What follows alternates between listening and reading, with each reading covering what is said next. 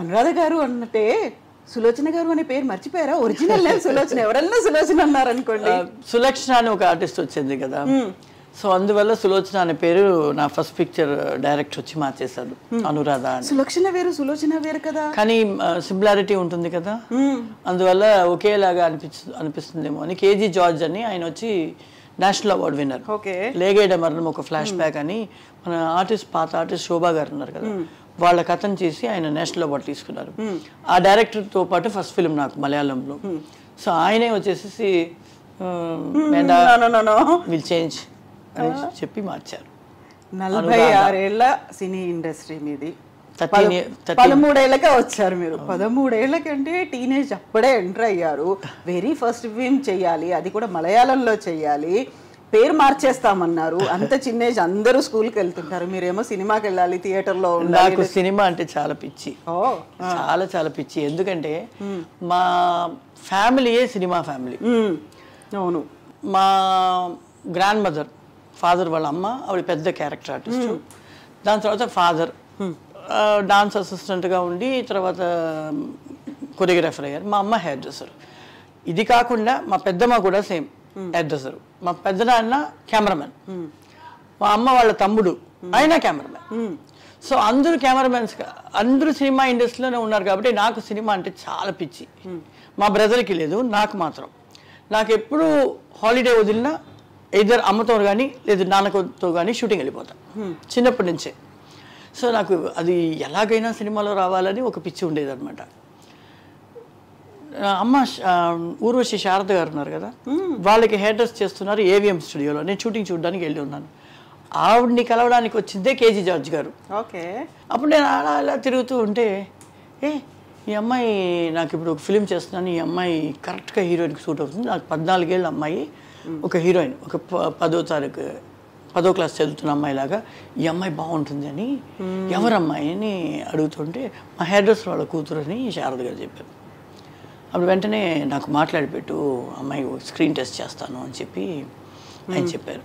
చెప్తే అమ్మ వచ్చేసి ఇప్పుడు వద్దండి చదువుకుంటుంది అని చెప్పారు. నేను చేస్తామమ్మ, ట్రై చేస్తాం. అమ్మ అంటే నాకు చాలా నమ్మకం, మర్యాద, నమ్మకం.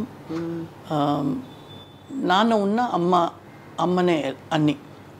అమ్మ అంటే భయం కూడా. అమ్మ ఏదైనా చెప్పేస్తుందో, అమ్మ మాటని నో అనకుండా. నేను మా తమ్ముడు ఇద్దరు అమ్మ అంటే అంత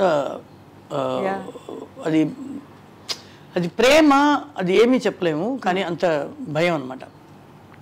సో సరే అనేసి శారదగా చెప్పారు, వచ్చే ఛాన్స్ని వదలబాక, చేయని తనకి ఇంట్రెస్ట్ ఉంది కదా అని చెప్పారు. అప్పుడు ఒక స్క్రీన్ టెస్ట్, నాకు ఏమి తెలియదు. షూటింగ్స్ చూస్తున్నాను కానీ అసలు ఏమి దాని గురించి ఊరికే చూసేది. కెమెరా ముందుకు రావాలి, మేకప్ వేస్తారు, సడన్గా కూర్చోబెట్టారు, ఇలా నవ్వమన్నారు, ఇలా తిరగమన్నారు, ప్రొఫైల్కి ఇలా తిరగమన్నారు. అలా సినిమా ఇండస్ట్రీ లోపల వచ్చేసాను 13 ఏళ్ళకే.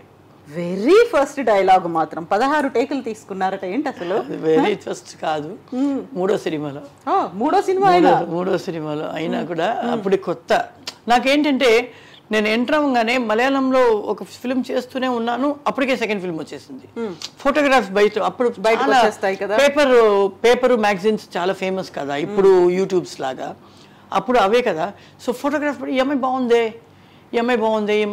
ఎవరు అమ్మాయి, అలా కాంటాక్ట్లో ఈ సినిమాలో ఉంది అంటే వెంటనే ఆ కంపెనీ మేనేజర్ అలా మలయాళంలో 2-3 సినిమాలు చేయడం మొదలుపెట్టాను. అక్కడ ఏంటంటే మనకి పెద్ద అని యాక్ట్ చేసేది ఏం లేదు కదా.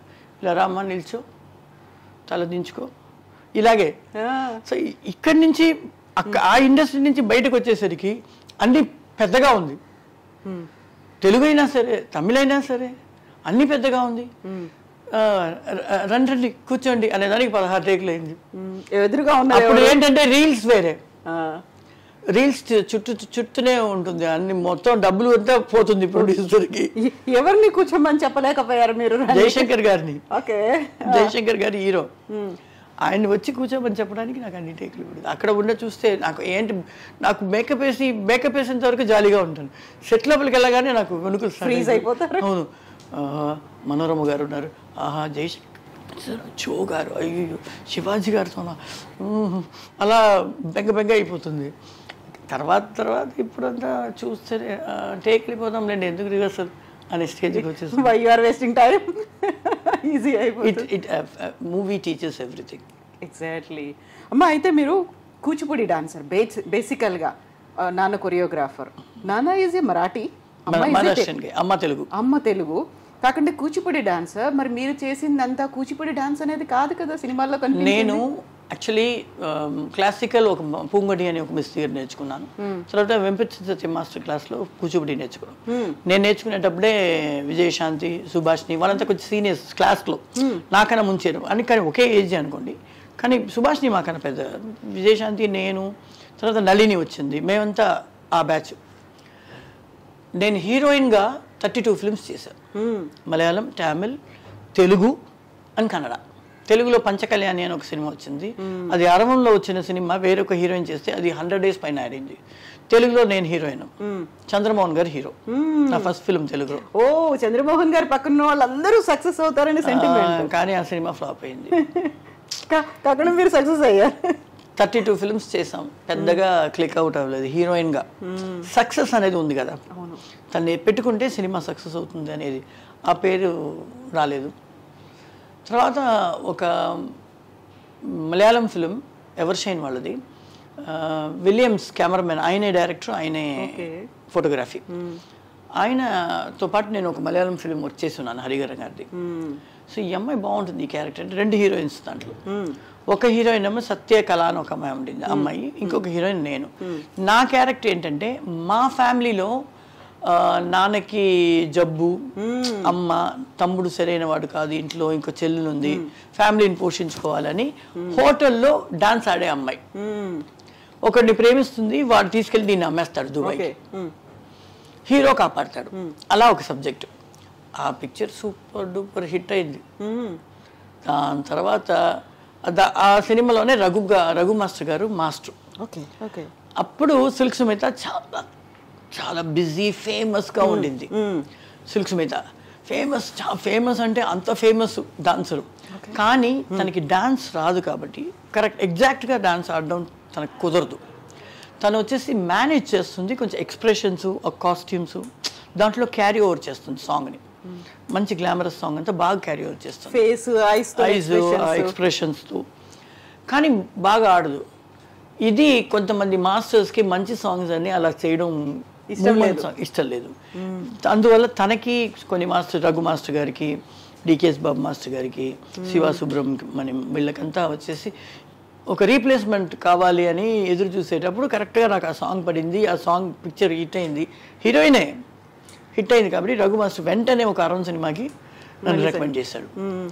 నేను అమ్మ చేయబట్టి సారీ, ఎందుకు హీరోయిన్గా చేయాలని మీరు చెప్పారు కదా, క్లాసికల్ డాన్స్ కూచిపూడి నేర్చుకుని ఎందుకు ఈ సాంగ్ ఆడారని. అది మా మైండ్లో కూడా.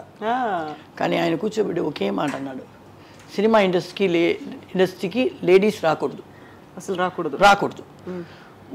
వచ్చేస్తే అయిపోవాలి ఇంకంతే. అవును, అది కామెడీ అవని, సాంగ్ అవని, హీరోయిన్ అవని, క్యారెక్టర్ అవని, ఏదో ఒకటి చేసి ఈవిడ ఉంది, అనురాధ ఉంది, బాగుంటుంది అని అనిపించాలి, జనాల్లో దిగాలి.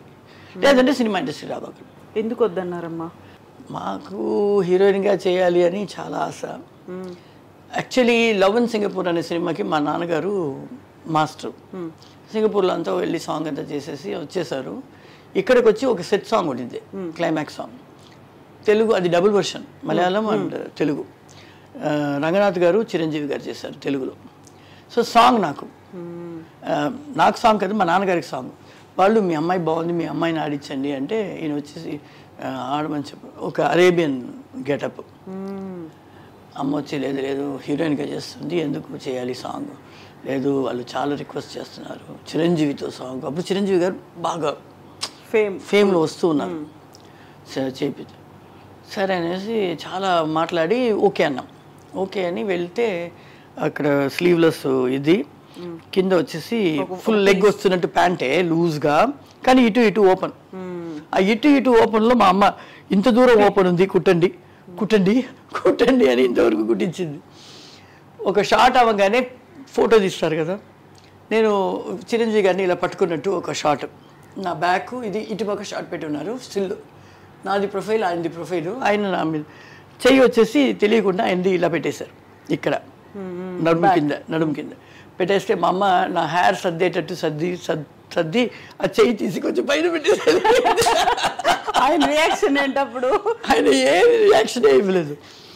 దాని తర్వాత నేను సోలో డాన్సర్గా అయిన తర్వాత ఆయనతో పాటే సాగు ఇంత షార్ట్స్ ఇస్తే ఇంత కట్ చేయమంటున్నాను నేను, మా అమ్మ ఇంత పెద్ద షార్ట్స్ ఏంటి. అప్పుడు పిలిచి చెప్తున్నారు, మీ అమ్మ నా చెయ్యి తీసి పైన పెట్టింది నేను గమనించలేదు అనుకుంది, నాకు తెలుసు, ఇప్పుడు చూస్తే ఇంత వద్దు ఇంత చేయాలి అంటున్నారు తల్లి కూతురు కలిసి అని. చాలా మంచి డాన్సరు, మంచి ఆర్టిస్టు. అయితే అమ్మ తను అమ్మాయిలు ఫిల్మ్ ఇండస్ట్రీలోకి రావద్దు అని ఎందుకు చెప్పారా డైరెక్టర్ అసలు? ఆయన ఎందుకంటే నార్మల్గా సినిమా ఇండస్ట్రీ అంటేనే లేడీస్కి వచ్చేసి బయట మాట్లాడేది తప్పుగా మాట్లాడుతుంది, చిన్న చూపు ఉంటుంది. అందువల్ల రాబాకండి, వచ్చేదైతే ధైర్యంగా ఏదైనా ఫేస్ చేయండి.